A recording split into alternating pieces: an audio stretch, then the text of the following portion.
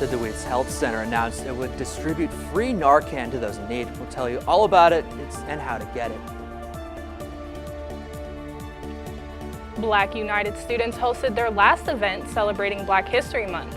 Learn how both alumni and current members came together in unity. At least 2 have died from a car crash in Germany. We have more details, including the addition of witnesses and who the potential suspect is. The governor of South Carolina declared a state of emergency as a blaze spreads across the area. All these stories and more as KSTV News at 6 starts right now. This is Kent Stater TV.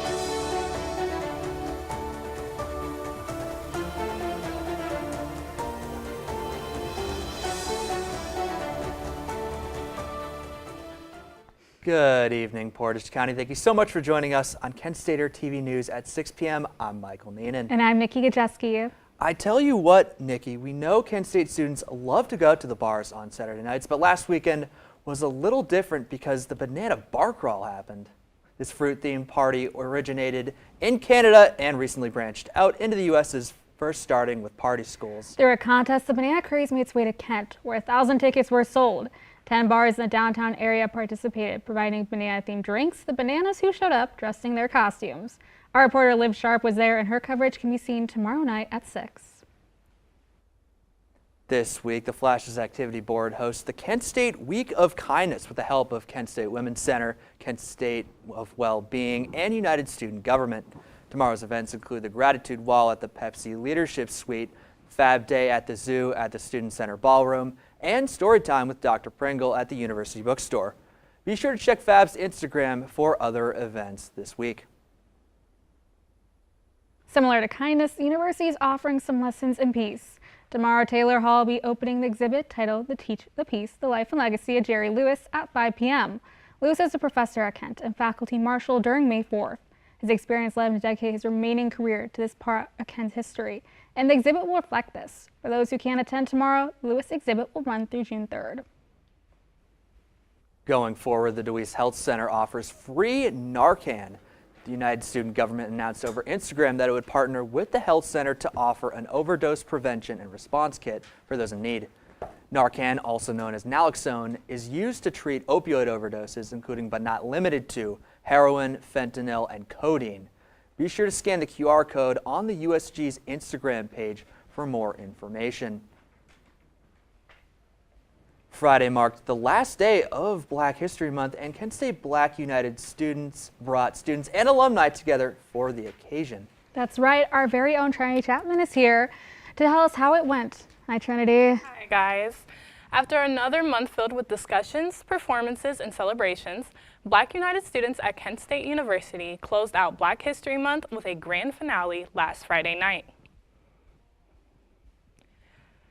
The event brought together students, faculty, and alumni to honor Black culture, history, and achievements. The night featured live drum performances, KSU's own gospel choir, and comfort Southern food. For many, it was more than just an event. It was a reminder of unity within the Black community at Kent State. This is really a celebration of Black History Month, connecting with alumni, and to show the school and show our community that we're still here as Black students and our culture is still here. The history is still here. While Black History Month has come to an end, BUS's goal is to continuously strive to make a difference for everyone on campus. With a variety of Africana study classes, students learn about the hardships of African Americans in not only the past, but also the present. Like, it's not just, you're in school and Black History Month, you learn about Martin Luther King and Rosa Parks and Malcolm X. You learn about literally everything we have been through. And, you learn about our history before slavery. It's not just, we didn't start at slavery. We didn't start after, we started before. For more information on how to get involved with BUS and attend upcoming events, visit Black United Students' official Instagram page. For Kent Stater TV, I'm Trinity Chapman. Your first forecast on Kent Stater TV.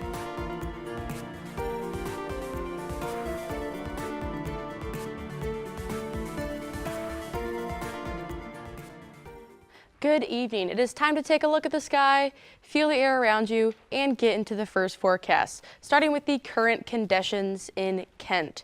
It is currently 39 degrees, but it's feeling like it's about 35 degrees. It's been kind of cloudy, overcast, but not too overcast all day. The cloud cover is at 59%.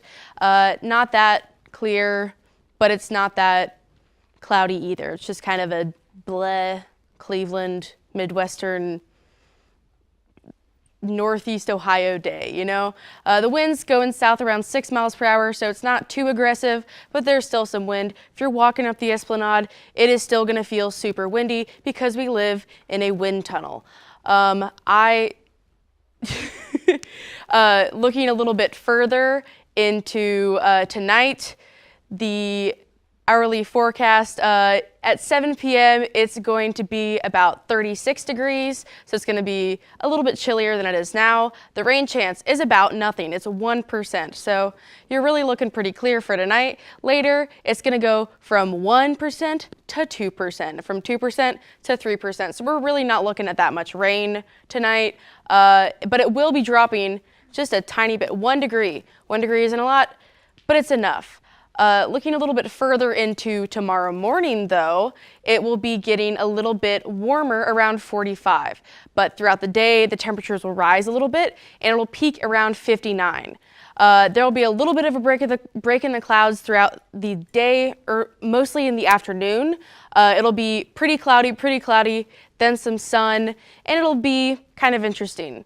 And there's not going to be much rain. But you know, that's enough of tomorrow's temperatures. Stay tuned and take a look around the state. I'm Jenny Zaborowski, and let's head over to the desk. Thanks, Jenny. Turning to a literally hotter topic, Ohio's ban on open burning is back. Beginning Saturday, Ohioans are prohibited from having an outdoor open fire between 6 a.m. to 6 p.m. through November. According to Ohio law, wildfire danger is high during the spring when warmer and windier weather increase risk. Additionally, it states to take proper handling when burning outside during permitted hours. The Kent State United Faculty Association is raising its voice in protest of Senate Bill 1. Learn more about what's at stake and what's driving the growing movement. The Ukrainian president has announced that he and his country are ready to sign a rare minerals deal with the U.S. Stay tuned to learn more. We know you work hard, so come spend your lunch with us at the Bistro on Main. We've been serving the community for 3 generations. Only a quick 10-minute drive from Kent State's campus.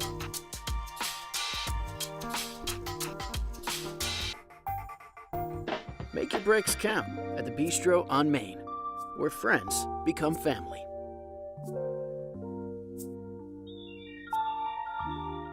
There's a place to share gossip about the office party fun, and a place to share the story you tell everyone. There's a place to share a laugh about when things went wrong, and a place to share the video of you dancing to your song. There's a place to share spare change, lunch, and your time. But we could all be better at sharing how we're feeling inside. 76% of employees have struggled with at least one issue that affected their mental health. When you share, you're not alone.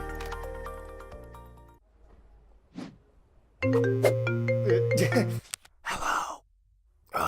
Mom, you gotta stop this. I'm in a library, okay? What could happen?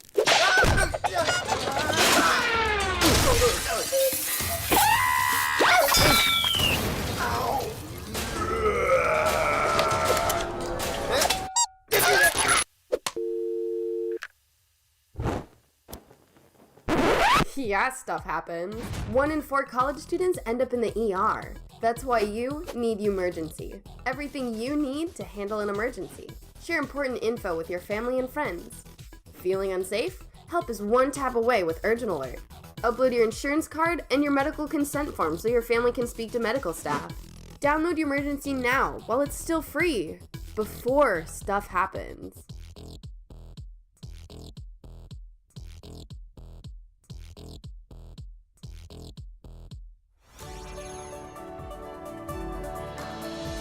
Tomorrow's news leaders. Today's top stories. From an award-winning student newsroom. This is Kent Stater TV. Your community. Your stories.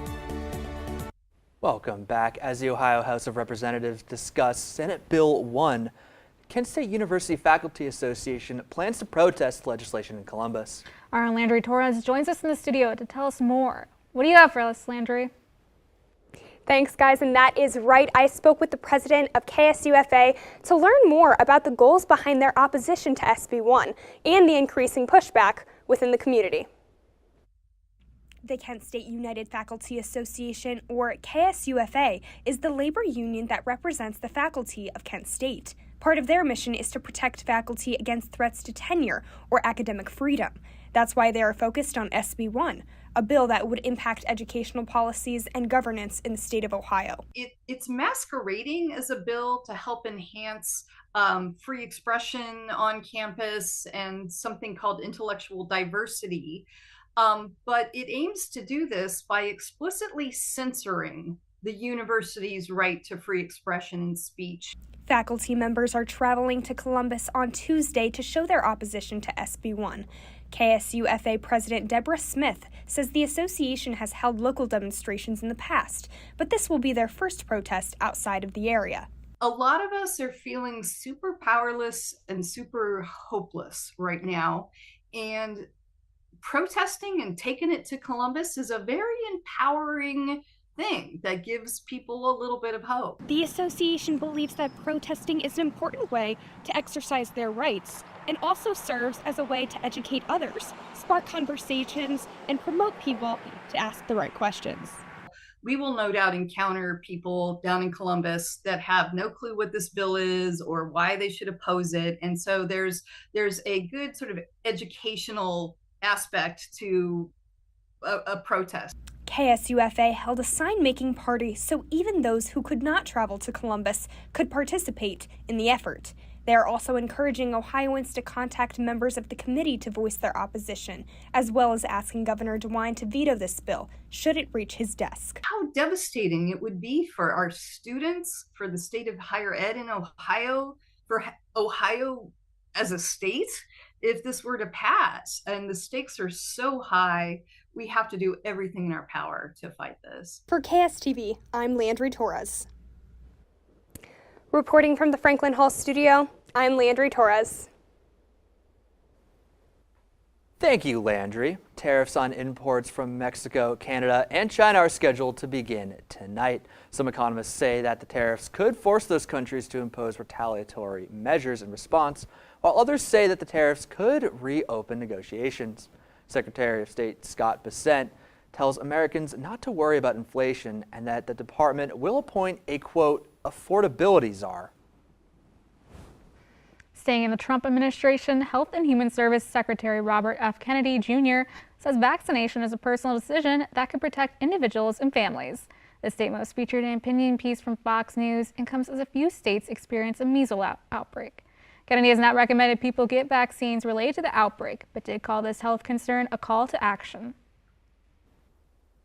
The South Carolina governor declared a state of emergency over the weekend after a 1,600-acre wildfire forced locals to evacuate over the weekend.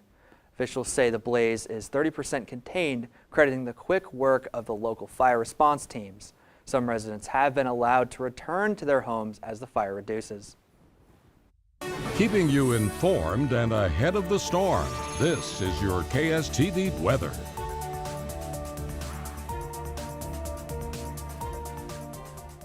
Hello and welcome back. Let's zoom out a bit and look at the temperatures around Ohio. So if you look a little bit south towards Cincinnati, it's looking quite balmy. It is ready for spring break there. You can grab your sunscreen, grab your sunglasses, we can go sun tanning. It is looking beautiful there. I wish I was there right now. It is so warm. Looking a little bit more north in central Ohio, around Columbus, it's about 42 degrees, not feeling as nice. Sorry, Mom and Dad, that's near where you guys are.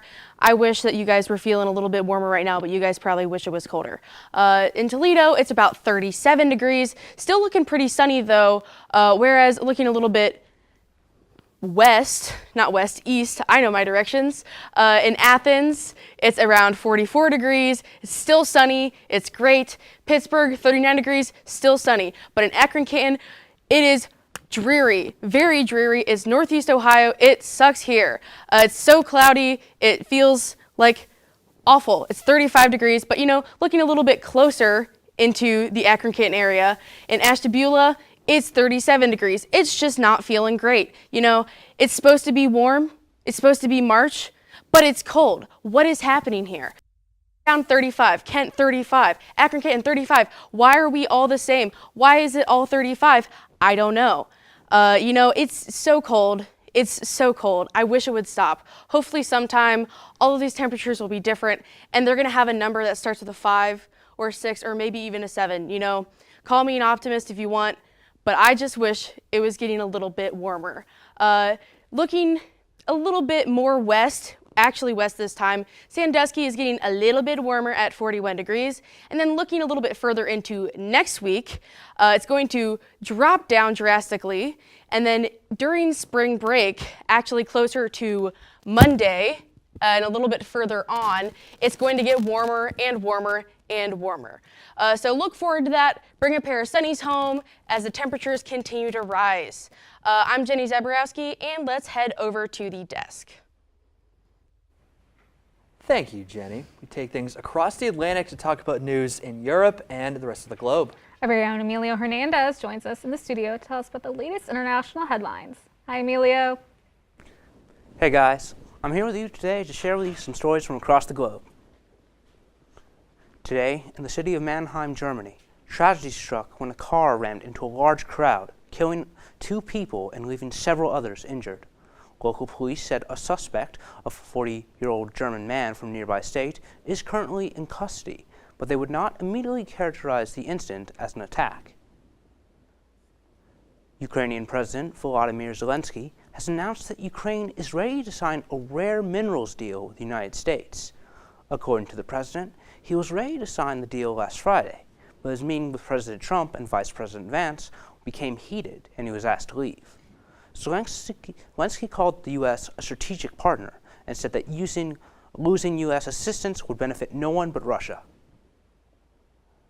As of Saturday, the first phase of the Gaza war ceasefire has expired, and since Sunday, Israel has begun to block all humanitarian aid from entering Gaza unless Hamas agrees to a U.S.-backed extension of the ceasefire deal. Before the ceasefire, the city was seeing famine-like conditions, which are expected to return due to Israel's actions. The UN relief chief called Israel's actions alarming. The UN Secretary General is calling on all parties to prevent more violence in the region. According to the Vatican, in his battle with pneumonia, Pope Francis had 2 episodes of acute respiratory failure today, which were caused by a buildup of mucus causing his airways to narrow. The 88-year-old pontiff has had 2 bronchoscopies and has been put back on non-invasive mechanical ventilation. The Pope's prognosis has remained guarded, as he is not yet out of danger. And that's all I have for today. I'm Emilio Hernandez, and for more stories like these, go to kentstater.com. Thanks, Emilio. First-time Oscar host Conan O'Brien took the stage to highlight the accomplishments of those who are not on the red carpet. The Kent State men's basketball team lost on the road to rival Akron on Friday. I'll talk about the Flash's top performers and more after this. Did you know that children growing up with poor air quality have smaller lungs and higher rates of asthma than children that grow up with good air quality? And unfortunately, poor communities have poor air quality. IQ Air Foundation is working to change this. Today, the IQ Air Foundation provides filtration technology to schools with poor air quality through our Clean Air for Kids program. Our goal is to help over 50,000 school children every year breathe over 90% cleaner air indoors, helping to level the playing field, reduce barriers to learning, reduce sick days, and increase test scores. Mitigating poor air quality is key to environmental justice. Help Clean Air for Kids reach more children at IQAirFoundation.org.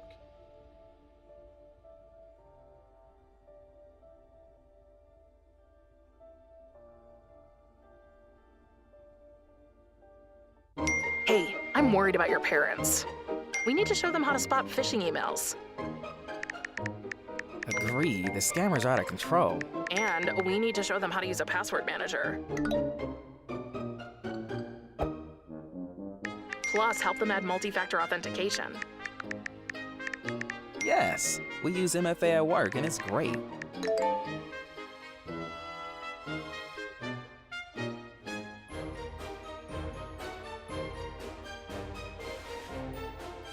Great cake. I'll use MFA to verify my purchase.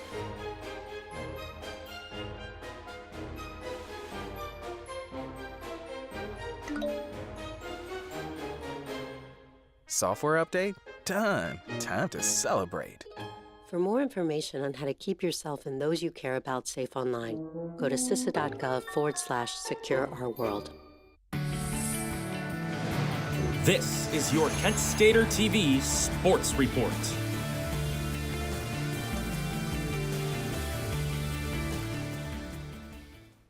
You may have noticed, but it is March, which means March Madness is just around the corner. It's coming to Cleveland.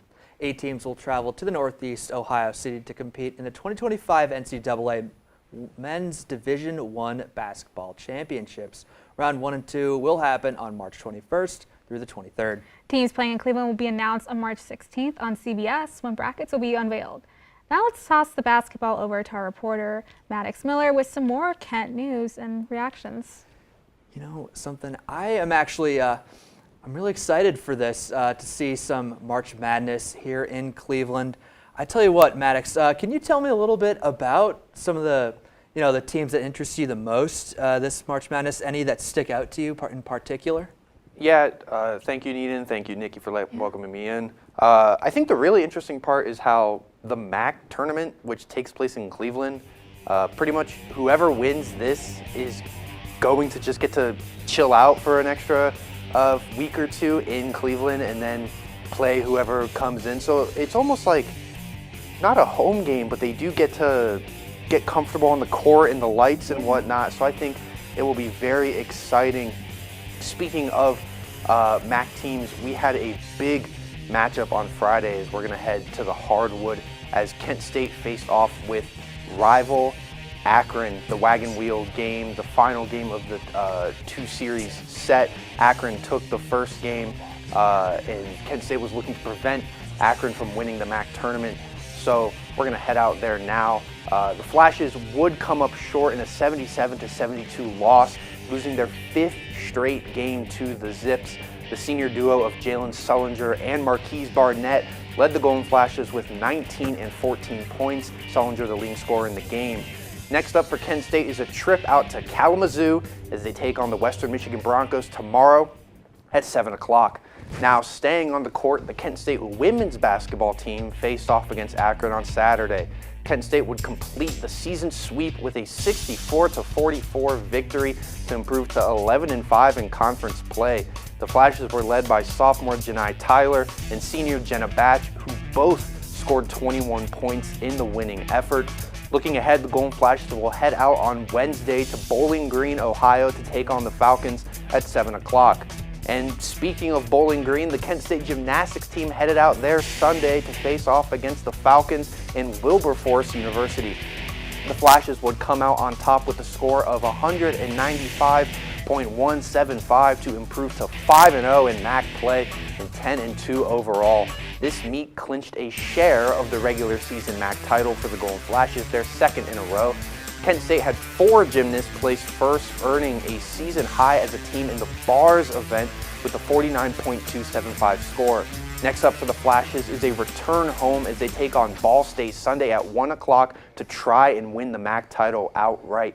Now we're going to wrap things up in Cleveland as the Cavaliers were looking for their 10th straight win, but the Portland Trailblazers would try to prevent that. Up in the first, Scoot Henderson would knock down a 3 to make it 18-11, but we're going to cut to the second as we have a lot of game to get through. And it would be Anthony Simons with a nice mid-range to make it 47-42.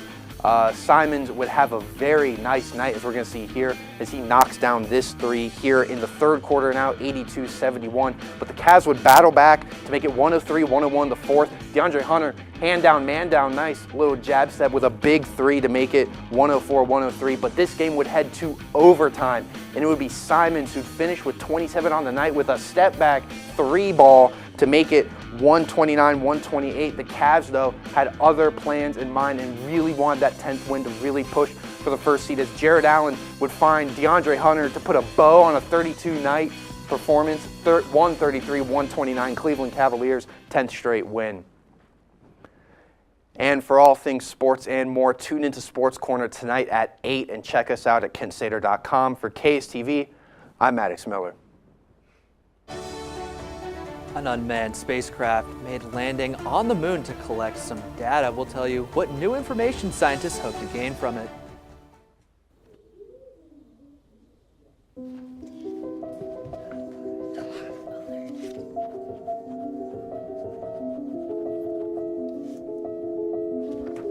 Can you help me?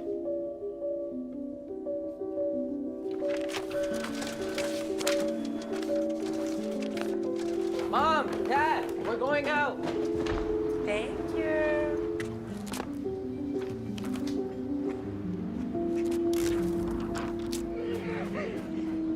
Oh, look, they're playing chess. What you got there? Will you help my mom? She's real sick, huh? Hey, crew, I'll give the first move to anyone who signs up to be an organ donor. How do you do it? Easy. Just go to organdonor.gov. You heard him, organdonor.gov. More donors means more hope. Sign up at organdonor.gov.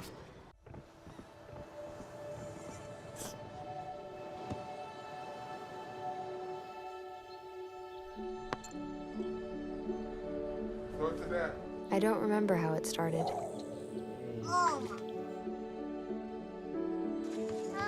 Our back and forth. Victory. Fumble. Repeat. It always came back. Dad! Okay, here we go, throw it. Yeah. You probably don't remember what you told me, That was perfect. but I heard every word. Nice.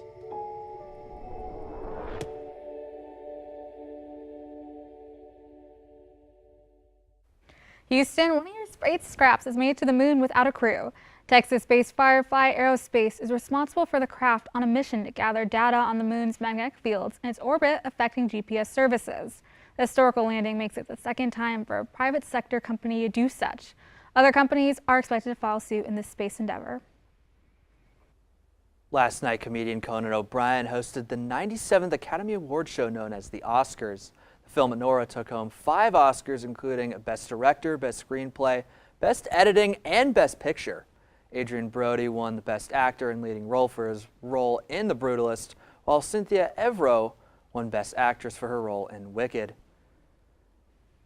You know, I actually haven't seen a lot of those movies that won Oscars. I mean, it's kind of odd because normally I feel like I see a lot of them, but this year was a little bit different. But you know, that's all the time we have for tonight. Thank you so much for joining us.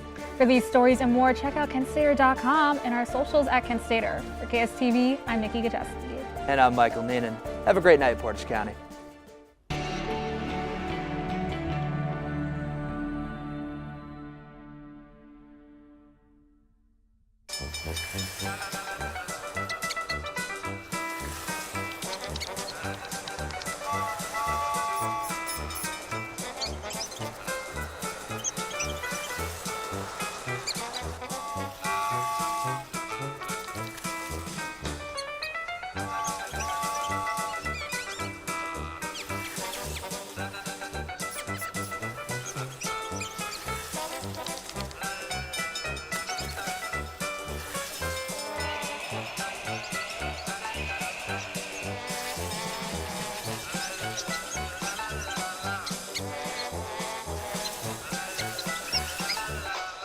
spend 15 minutes watching online videos like this one. Brushing for 2 minutes now can save your child from severe tooth pain later. 2 minutes, twice a day. They have the time.